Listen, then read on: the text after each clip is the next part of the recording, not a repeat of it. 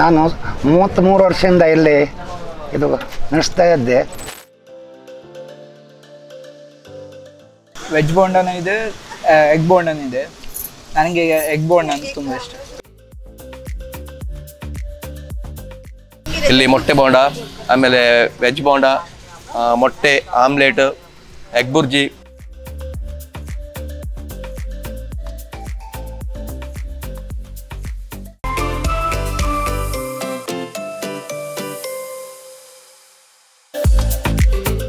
ಸಂಜೆ ಹೊತ್ತಲ್ಲಿ ಬಿಸಿ ಬಿಸಿ ಬೋಂಡ ಚಟ್ಟಂಬಡೆ ತಿನ್ನೋ ಮಜಾನೇ ಬೇರೆ.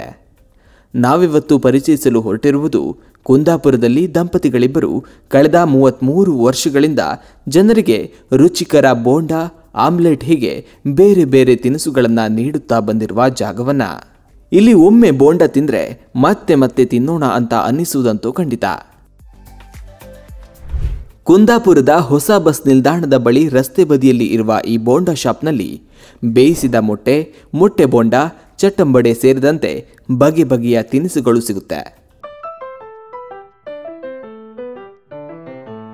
ಇನ್ನು ಇಲ್ಲಿ ಸಿಗುವ ವೆಜ್ ಬೋಂಡ ಅಂತೂ ಎಲ್ಲರ ಅಚ್ಚುಮೆಚ್ಚಿನ ತಿನಿಸು ಅಂತಾನೆ ಹೇಳ್ಬೋದು.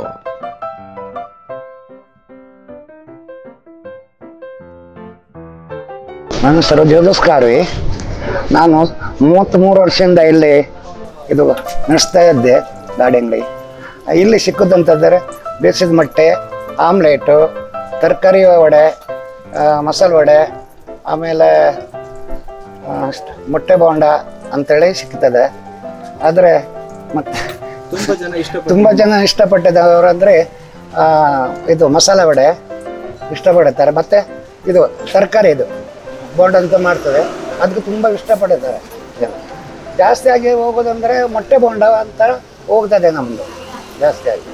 ಆದರೆ ಇದಕ್ಕೆ ಪಾರ್ಸೆಲ್ ಎಲ್ಲ ನಮ್ಮಲ್ಲಿ ಹೋಗೋದು ಪಾರ್ಸೆಲ್, ದೂರ ದೂರದಿಂದ ಎಲ್ಲ ಬಂದು ಪಾರ್ಸೆಲ್ ತಗೋ ಹೋಗ್ತಾರೆ ಅಷ್ಟೇ. ಎಷ್ಟು ಗಂಟೆಯಲ್ಲಿ?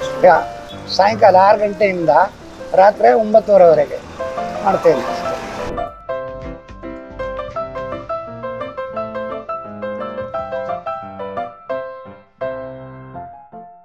ಆದಿತ್ಯವಾರ ರಜೆ ಇರುತ್ತೆ. ಎಲ್ಲಾದ್ರೆ ಎಲ್ಲೂ ಹೋಗೋದಾದ್ರೆ ಒಂದೊಂದ್ಸಲ ರಜೆ ಆಗುತ್ತೆ ಮಧ್ಯೆ ಮಧ್ಯೆ. ಲೊಕೇಶನ್ ಅಂದರೆ ಹೊಸ ಬಸ್ ಸ್ಟ್ಯಾಂಡ್, ಕುಂದಾಪುರ.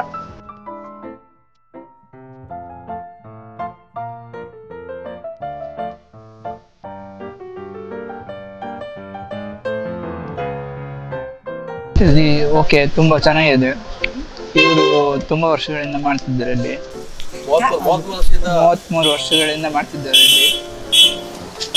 ಮತ್ತು ಇಲ್ಲಿ ನನಗೆ ಇಷ್ಟವಾಗಿದ್ದು ಬೋಂಡ, ವೆಜ್ ಬೋಂಡನೂ ಇದೆ, ಎಗ್ ಬೋಂಡನೂ ಇದೆ. ನನಗೆ ಎಗ್ ಬೋಂಡ ಅಂತ ತುಂಬ ಇಷ್ಟ. ವೆಜ್ ಬೋಂಡ, ಎಗ್ ಬೋಂಡ, ಮೊಟ್ಟೆ ಟೇಸ್ಟ್ ತುಂಬ ಚೆನ್ನಾಗಿ.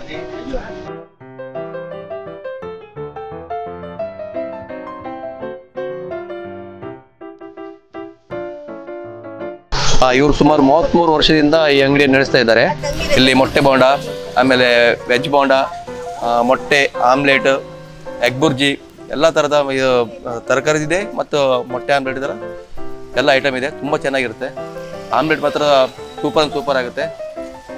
ಆಮೇಲೆ ಇದು ಮೆಣಸಿನ ಬೋಂಡ ಇದೆ. ಅಂದರೆ 33 ವರ್ಷದಿಂದ ಇವರು ನಡೆಸ್ತಾ ಇದ್ದಾರೆ.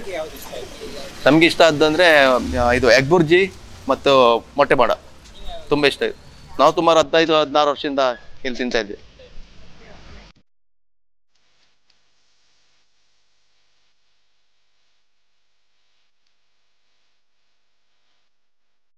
ನೀವು ಕೂಡ ಕುಂದಾಪುರದ ಹೊಸ ಬಸ್ ನಿಲ್ದಾಣದ ಬಳಿ ಹೋದರೆ ಇಲ್ಲಿಗೊಮ್ಮೆ ತಪ್ಪದೇ ಭೇಟಿ ನೀಡಿ. ಇಲ್ಲಿನ ಕುರಿತಾದ ಅನುಭವಗಳನ್ನು ಕಮೆಂಟ್ನಲ್ಲಿ ತಿಳಿಸಿ.